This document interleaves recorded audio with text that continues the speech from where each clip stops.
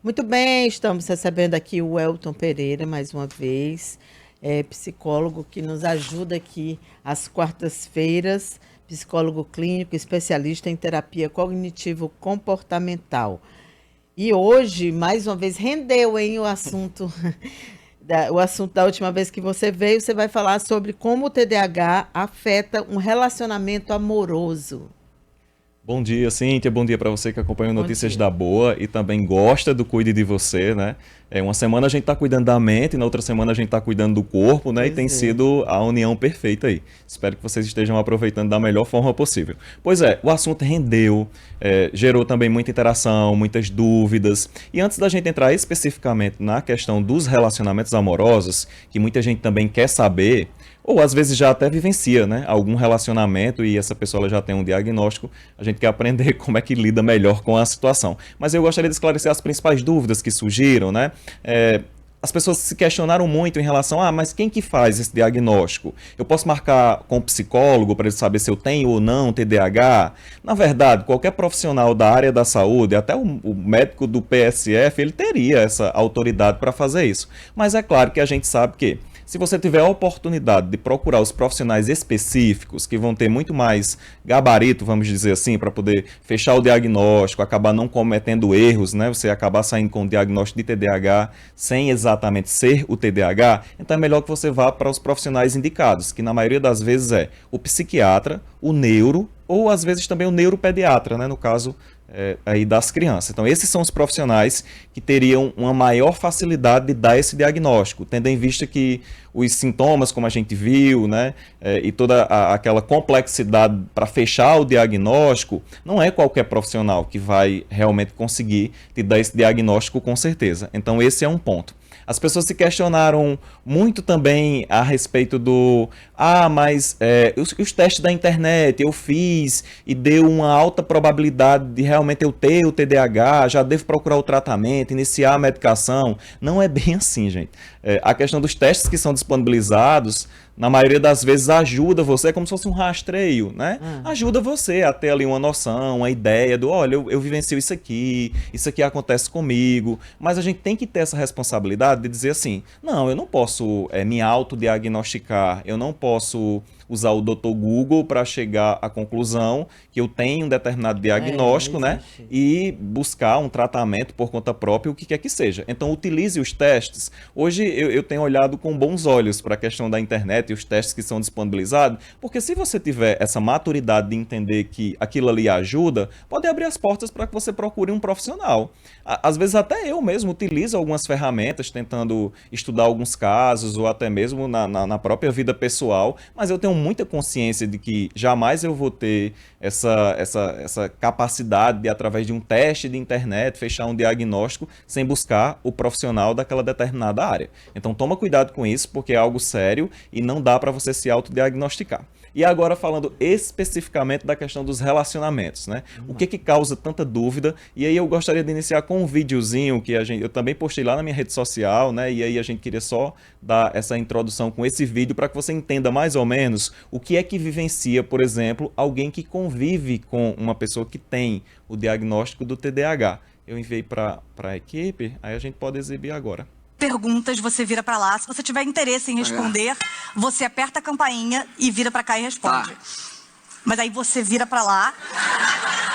E se você tiver interesse em responder, você toca a campainha e responde. Pra lá.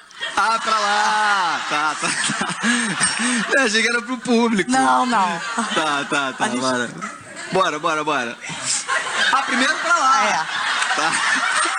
Tá.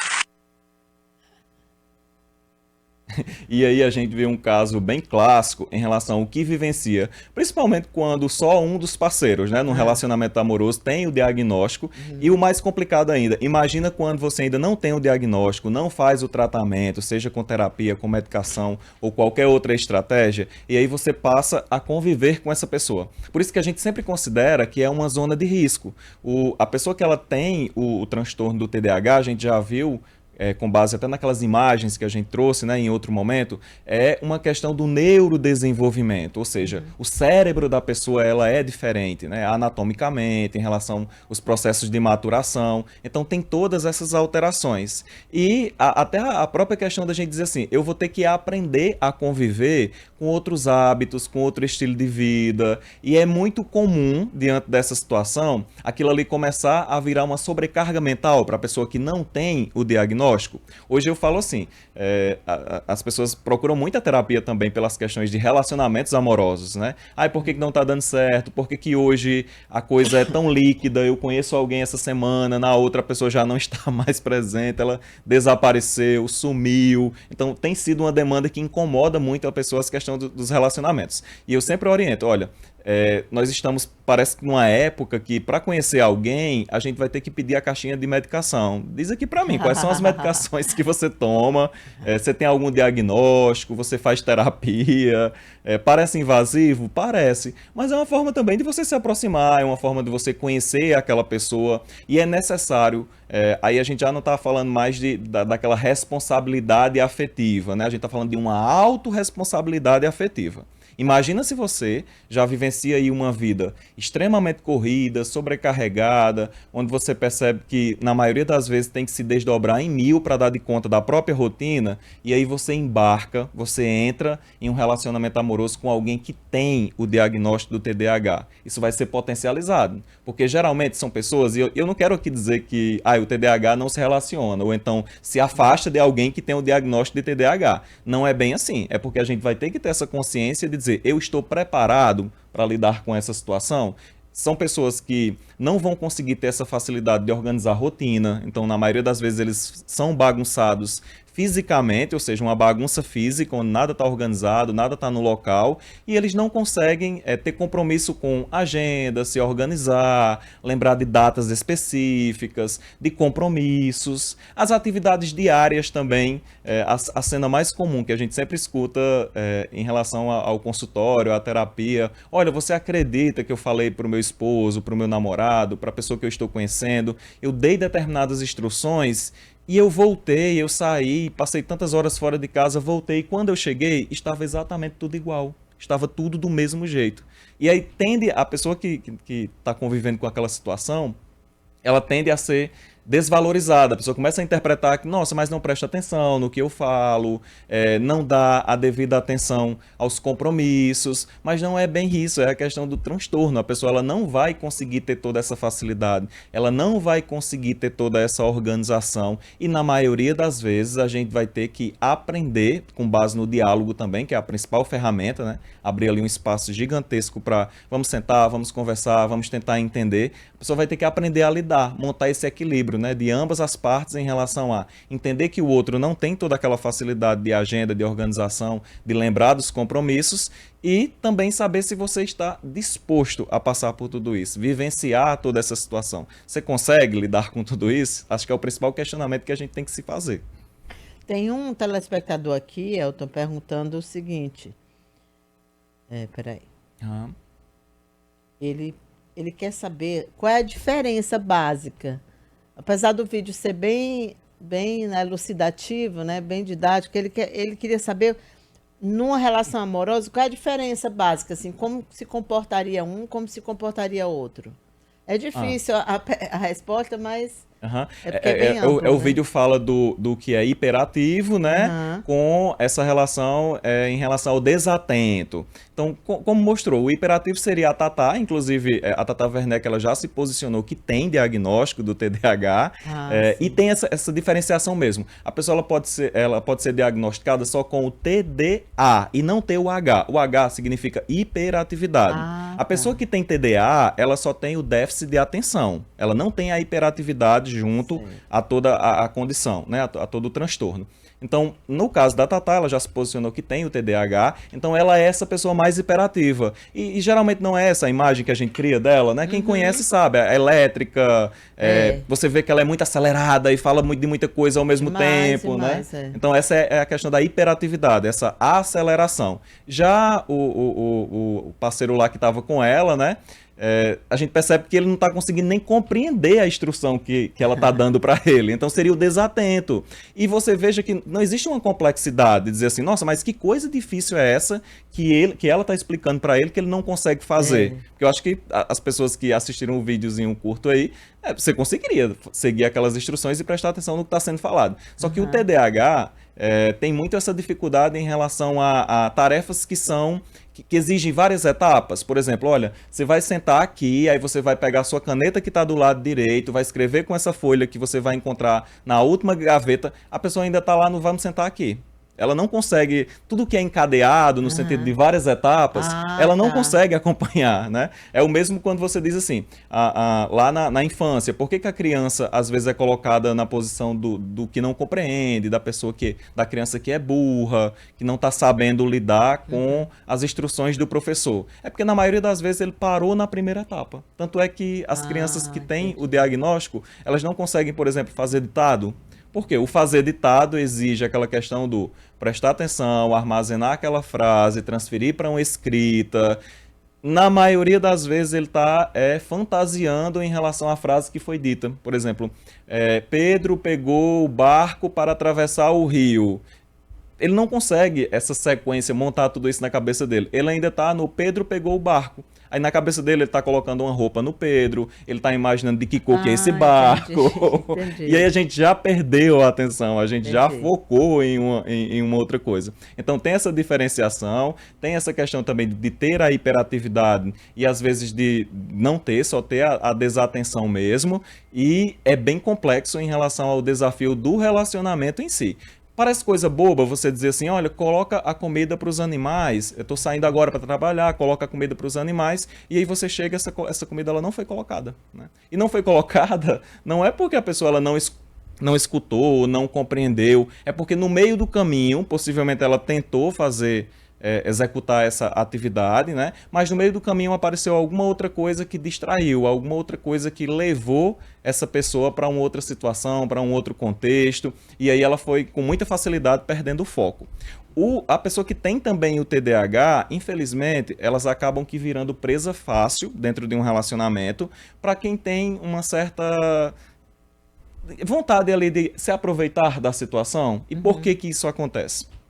O TDAH na fase adulta, a gente já carrega muito esses estereótipos em relação à autoestima. Então você foi aquela criança que foi deixada de lado várias vezes, aquela que não foi considerada com certo potencial para lidar com várias situações, então possivelmente você se tornou um adulto com baixa autoestima. Se alguém quiser se aproveitar da situação e chegar realmente mal intencionado, dizer, olha, eu posso cuidar de você, eu posso oferecer isso, eu posso oferecer aquilo, a pessoa tende a cair nesse relacionamento. Então, elas se tornam presas fáceis em relação às relações abusivas, né? Que a gente tanto trabalha hoje também no contexto da terapia. Então, infelizmente, por conta dessas questões.